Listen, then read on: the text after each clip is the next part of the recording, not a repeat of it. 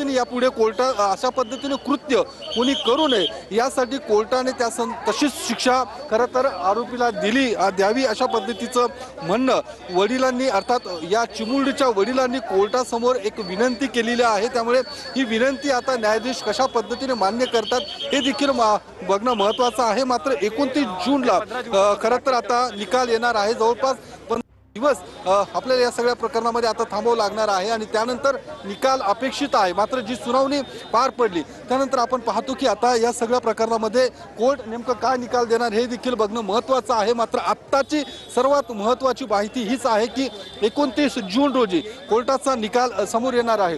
त्यामुळे आता आपण आपण योगेश पांडे ते देखील सर आता राखीव ठेवला याचा अर्थ काय धरायचा? नाही, राखीव निकाल ठेवला म्हणजे हा निकाल राखीव ठेवला म्हणजे यामध्ये माननीय न्यायमूर्ती त्यांचा निकाल नक्कीच देतील। त्यांचा जे वर्डिक्ट असेल त्याचं घोषणा करतील। जवळपास तासभर हा युक्तिवाद सुरू होता। सरकारी वकील अजय मिसार यांनी भक्कमपणे त्यांची बाजू मांडलेली आहे। काय निकाल अपेक्षित मृत्यूदंडाची मागणी? बिलकुल बघा, ही जी घटना आहे ही रेअरेस्ट ऑफ रेअरेस्ट केसमध्ये तिचं वर्णन होत आहे तिचं।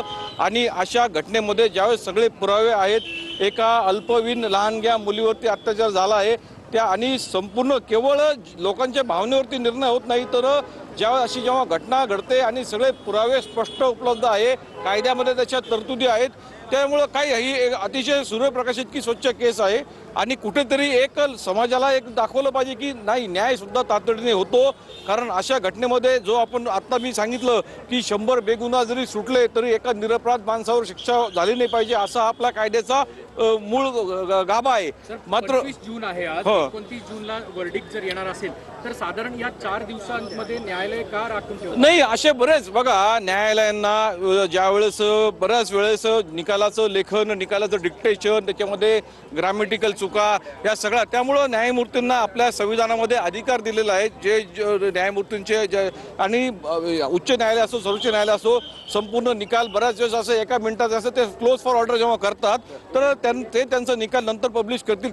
तारीख पण दिली आहे, त्यामुळे त्या दिवशी हे निकाल 100% निकाल जाहीर होईल। त्याच्यामध्ये फक्त तांत्रिक लिगॅलिटी राहिलेला आहे। आता मी तुमच्याकडनं सगळं जी माहिती आता मिळते सगळं, तर यामध्ये पूर्णपणे हे तांत्रिकदृष्ट्या आता राहिलं आहे। यामध्ये बिलकुल 29 तारखेला निकाल या ठिकाणी दिला जाणार आहे। कोर्टाने राखून ठेवला निकाल। नाही, सुरुवातीपासून कुठल्या पद्धतीचा युक्तिवाद केला होता? नाही, आता मी ह्या प्रकरणात काही वकील नाही, पण एक लॉ स्टुडंट आणि कायद्याचा एक विद्यार्थी म्हणून मी आताच माहिती मला मिळाली। मी तर सुनावणीच्या वरती पण होतो, पण एक वकील म्हणून तर ज्या प्रकारे हे जेव्हा न्यायमूर्ती प्रकरण राखीव ठेवतात क्लोज फॉर ऑर्डर्स त्यावेळेस याचा निर्णय त्यांच्या मनामध्ये त्यांनी काय निर्णय द्यायचा काय हे सगळं आलेलं आहे। याचं फक्त एक लेखन, डिक्टेशन, क्लरिकल वर्क जे राहिलं आहे ते राहिले, सर्वांचे युक्तिवाद राहिले। आता काय शिक्षा होऊ शकते तुम्हाला असं वाटतं यामध्ये? या प्रकरणामध्ये एकच शिक्षा आहे, ती म्हणजे मृत्यूदंडच झाला पाहिजे।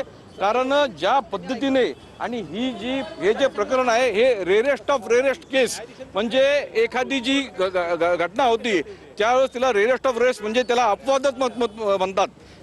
आपल्या कायद्याचा जो मूळ ढाचा आहे, गाभा आहे की बेगुन्हा निरपराधावर शिक्षा नाही झाली पाहिजे, त्यामुळं शेवटपर्यंत त्याला संधी दिली जाते। आणि ह्या प्रकरणामध्ये देखील पुन्हा ते अपिलावरती वर्ग सुप्रीम कोर्ट, राष्ट्रपती द्यायचा। मात्र ह्या न्यायालयाने ताबडतोब फास्ट ट्रॅक कोर्टवरती ज्या प्रकारे हे खरंच अभिनंदन स्तुत्य आहे आणि ज्या वेगाने यावरती कारवाई झाली, निश्चित अशा प्रकरण जे घडतात ज्यामध्ये अशा लहानग्या किंवा कुठल्या अतिशय हिंसक प्रकारचे त्यामध्ये हे पांडा पाळला पाहिजे। आपण बघितलं तर 29 तारखेला जे आता सांगतायत मनात ऑर्डर जर केली असेल तर उरलाय तो प्रस्ताव फक्त डिक्टेशन, क्लरिकल निश्चित क्लरिकल वर्क साधारण कधी म्हणजे त्यांच्या न्यायाधीशाच्या डोक्यात हे तयार झालेलं हो।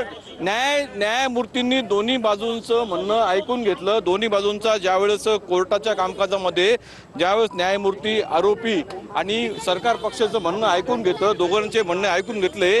आता त्याचं विश्लेषण काय निर्णय द्यायचा त्यांनी जेव्हा क्लोज फॉर ऑर्डर केलंय न्यायमूर्ती त्याचा ऑर्डर मध्ये लेखी स्वरूपात वकील म्हणतात की त्यांना जन्मठेप देण्यात यावी, त्यांचं वय पाहता हे सगळं हा अधिकार न्यायमूर्तींचा आहे. आरोपींचे वकील उद्या म्हणतील त्यांना सोडून द्या, काय त्यांचं काय वकिलांचं बाजू मांडायचं. हा मुद्दा जो आहे त्याच्या वयाचा तो सन्मान्य न्यायाधीशांनी खोडून लावलेला आहे. फक्त आता मुद्दा राहिलेला आहे की मेडिकली तो closure fit आहे.